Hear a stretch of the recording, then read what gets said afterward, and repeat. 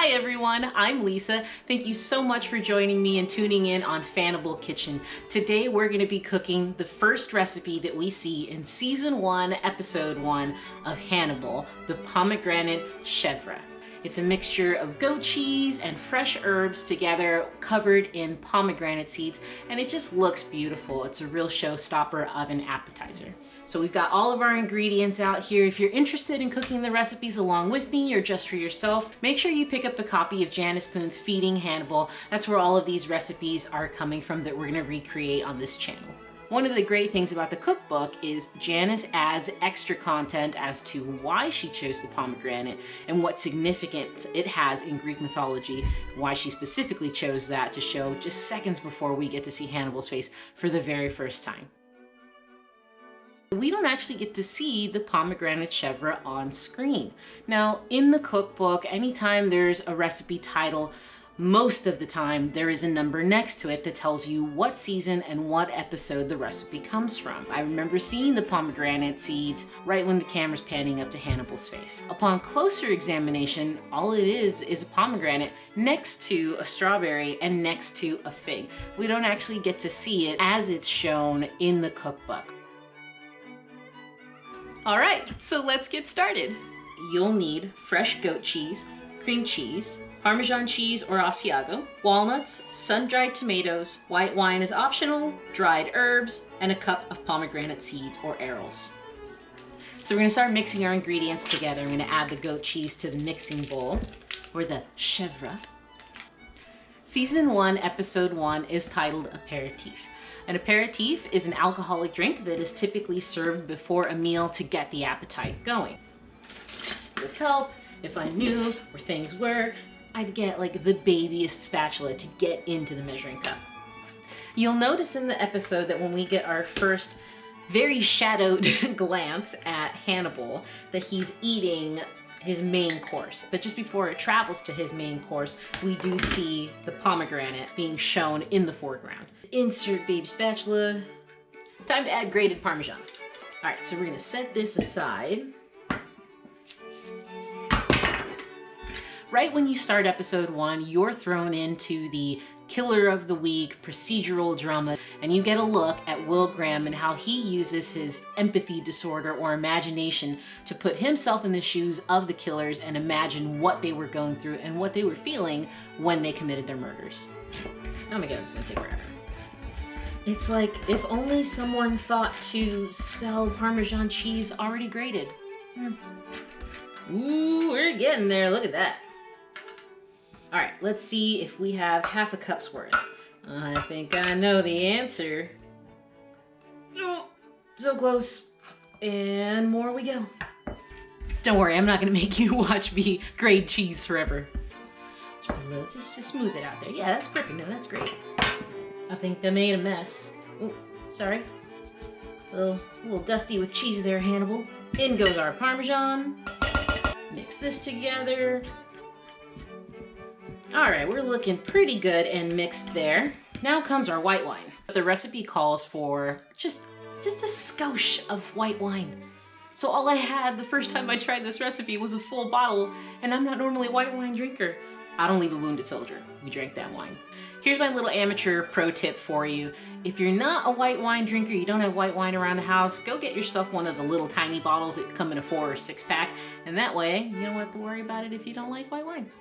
Just put a little splash of the white wine in the cheese.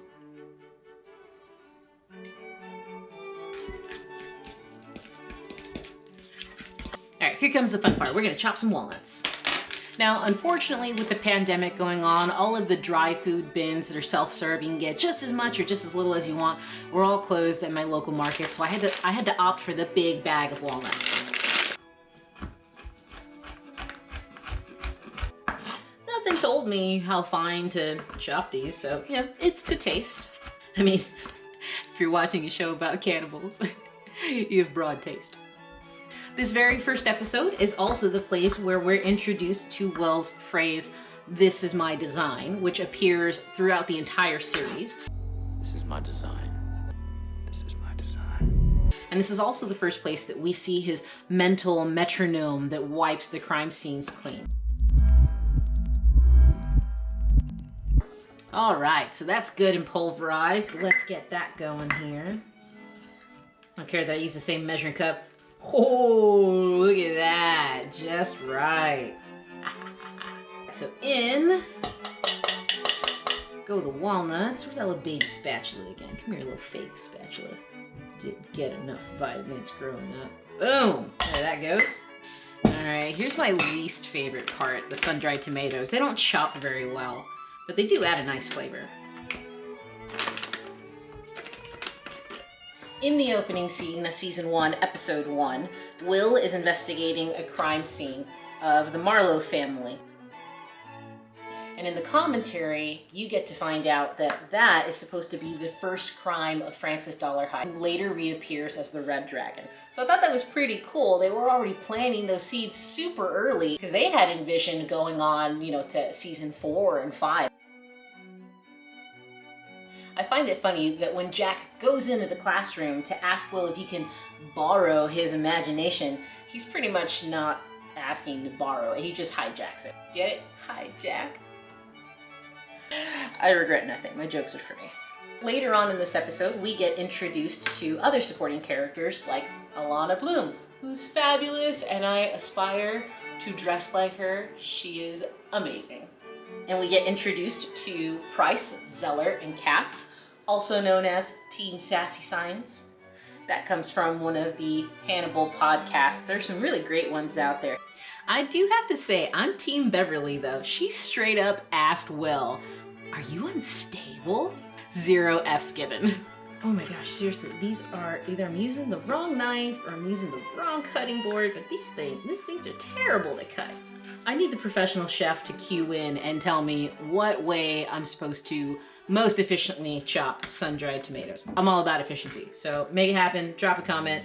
I highly doubt these are the last sun-dried tomatoes I'm gonna have to chop. Jesus, I've been chopping for like 46 minutes. But I haven't lost any fingers yet. Then it would be a real Hannibal recipe. And that, my friends, is what we call good enough, because I'm sick of chopping sun-dried tomatoes. In you go. Get in there. Last but not least, you have the option of picking a fresh herb of your choice, and I went with rosemary. One of the things that I really like about this cookbook is it does give you alternatives that you can use. So I chose to go with Parmesan cheese. You can substitute Asiago. It's your choice. Live your life. Do whatever you want. Don't come after me for my poor chopping skills, all right? We're just trying to get by. Oh, look at that. I even had extra. And in we go. Isn't that looking amazing? So when I totaled up the items, I think this recipe came out to about $35 between the different cheeses and the pomegranate arils. The arils themselves, you could find them for about $5 or $6 depending on where you go. It probably cost more money because I had to buy a bag of these things. So we've had time for our cheese mixture to cool down. What I'm gonna do is take the pomegranate arils and pat them dry. The first time I tried to do this recipe, I had a really hard time getting the pomegranate seeds open. I had a hard time getting the pomegranate seeds to stick to the cheese. They were too wet. Dry them off on a paper towel first, and they'll stick better to the cheese ball. There we go, they look good. So let's get the cheese out of the bowl. And I found that putting it down on a piece of cellophane first just keeps your hands clean and gives you a little bit more control in how you shape it.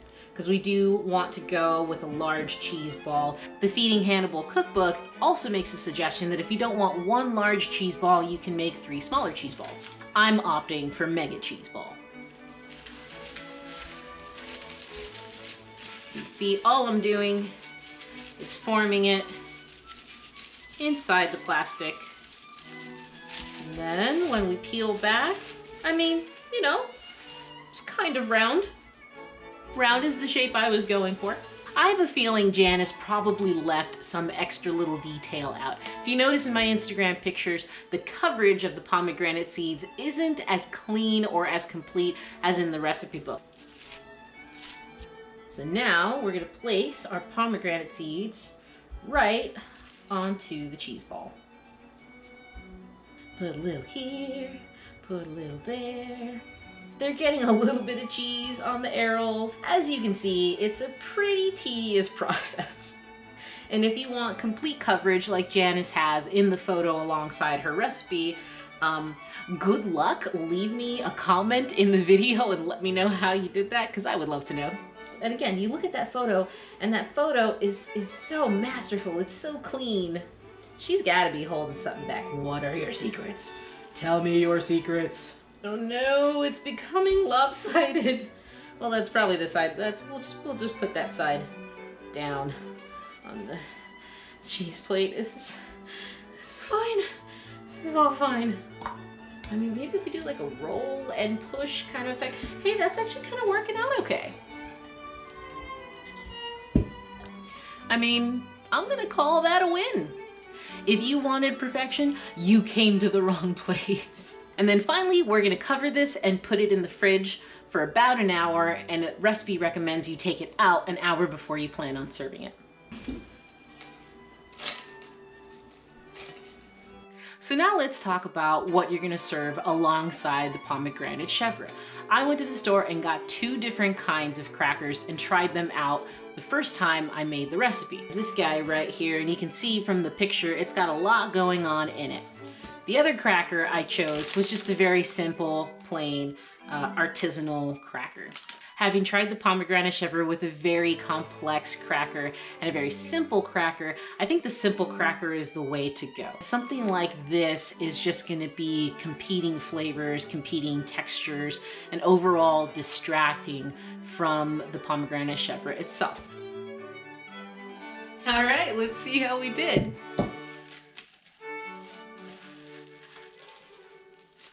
So I'm gonna take this and put that right in the middle. Jesus. No, that's fine, we plan to do that. No, that's fine. And I think if you put the salt side up on these, you get another nice little texture there. And then the other thing that I thought added a nice little bit of color was to take some of that leftover rosemary and just cut a sprig off of it and place it in front of the Pomegranate Chèvre. So here we go, we're gonna take our 2 little sprigs and just cross them right in front there. And here we go. 1 Pomegranate Chèvre from Feeding Hannibal, Janice Poon's cookbook, Season 1, Episode 1, 21-minute, 50-second mark.